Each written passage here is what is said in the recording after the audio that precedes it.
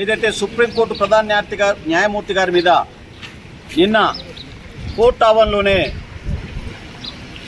ఒక సనాతన ధర్మాన్ని ఆచరించే ఒక అడ్వకేటు కిషోర్ దలాల్ అనే ఒక వ్యక్తి తన బూటు కాలుతోని జడ్జి గారి మీదకి విసరడం జరిగింది.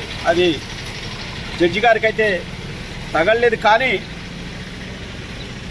కేవలం ఎందుకు దాడి చేసిన పోలీసులు అడిగితే సనాతన ధర్మాన్ని ఎవరు కించపరిచినా నేను సహించనని చెప్పి అనడం జరిగింది. ఏదైతే దేవాలయం ఉందో, కాసరా దేవాలయం అనేది ఉందో, ఆ దేవాలయము మధ్యప్రదేశ్ లోపల ఉంది. కొన్ని వేల సంవత్సరాల క్రితం క్రీస్తు పూర్వమే ఆ దేవాలయం మీద ఆనాడున్న నవాబులు ఎవరైతే ఉన్నారో వాళ్ళు ఆ విష్ణు విగ్రహాన్ని తలకాయ తీసేయడం జరిగింది. ఇది నిన్న కాదు, మొన్న కాదు, 10 ఏళ్ల క్రితం జరిగింది కాదు, కొన్ని వేల సంవత్సరాల క్రితం జరిగిన సంఘటన.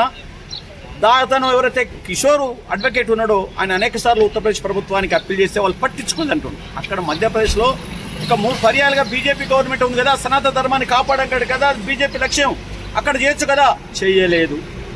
కేంద్రంలో ప్రధానమంత్రి ఉండు కదా, మోడీ కూడా బీజేపీ గవర్నమెంట్ కదా, ఇప్పుడు 3వ పర్యం ఎన్నికైంది కదా, ఏమి గడ్డి పీకుతున్నా మీరు అక్కడ ఆర్ఎస్ఎస్ కానీ లేకపోతే ఇంకోటి కానీ అక్కడ అప్పీల్ చేసి పరిష్కారం కోసం ప్రయత్నం చేసుకోవాల్సిన అవసరం ఉండే కదా. ప్రధానమంత్రి అనుకుంటే దేశంలో ఏం జరగదని కోరుతా ఉన్నా, కానీ ఆర్కియాలజీ డిపార్ట్మెంట్ బాధ్యత వహించాల్సిన అంశాన్ని కోర్టులో వేస్తే ఇది ఆర్కియాలజీ డిపార్ట్మెంట్ మాత్రమే చేసే హక్కు ఉన్నది, మనకు సంబంధం లేదు, ఇది కోర్టు పరిధిలోది కాదు, ఆర్కియాలజీ డిపార్ట్మెంట్ చేయాల్సిన అవసరం ఉంది.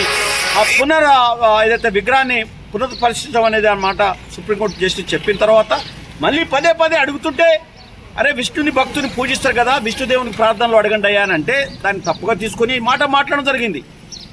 ఇంకో ప్రధానంగా ఎలిగేషన్ ఎందుకంటే ఈ దేశంలో మతరాజ్య స్థాపన కోసం ప్రయత్నం చేస్తున్న ఆర్ఎస్ఎస్ బీజేపీ ఏమైతే చేస్తుందో, గవాయి గారి భార్యను ఆర్ఎస్ఎస్ 100 సంవత్సరాలు పూర్తయిన సందర్భంగా ఆమెను గెస్ట్గా పిలిస్తే ఆమె తిరస్కరించింది, నేను రాను అని చెప్పింది. ఆ పగ కూడా ఆర్ఎస్ఎస్కు ఉంది. ఎట్లయినా గవాయిని చీఫ్ జస్టిస్ని బదనాం చేయాలనే ఉద్దేశంతో ఈ కార్యక్రమాన్ని ఒక ప్రణాళికబద్ధంగా చేయడం అనేది జరిగిందనే మాట చెప్తూ, ఈ దాడి సుప్రీంకోర్టు జస్టిస్ మీద కాదు, భారత రాజ్యాంగం మీద, భారత న్యాయ వ్యవస్థ మీద, ప్రజాస్వామిక వ్యవస్థ మీద దాడి అనే మాట మేము తుంగతుర్తి బార్ అసోసియేషన్ పక్షాన మేము పేర్కొంటూ ఈ దాడును సహించను. ఎందుకంటే న్యాయ వ్యవస్థను పరిరక్షించుకోవాల్సిన అవసరం ఉంది. అంతో ఇంతో ఈ దేశంలో ప్రజాస్వామ్యం బతుకుతుందంటే న్యాయ వ్యవస్థ చేయబట్టే ప్రజాస్వామ్యం బతుకుతుంది. న్యాయమూర్తుల మీద, న్యాయవాదుల మీద కూడా అనేక సందర్భాల్లో దాడులు జరుగుతూ ఉన్నాయి. దీన్ని ఖండించాల్సిన అవసరం ఉంది. ఏదైతే కేంద్ర రాష్ట్ర ప్రభుత్వాలు గమనించి అడ్వకేట్ ప్రొటెక్షన్ యాక్ట్ కూడా ఇమీడియట్ గా చట్టంగా రూపాంతరం చేయాల్సిన అవసరం ఉందనే మాట కేంద్ర రాష్ట్ర ప్రభుత్వాలు విజ్ఞప్తి చేస్తా ఉన్నాం.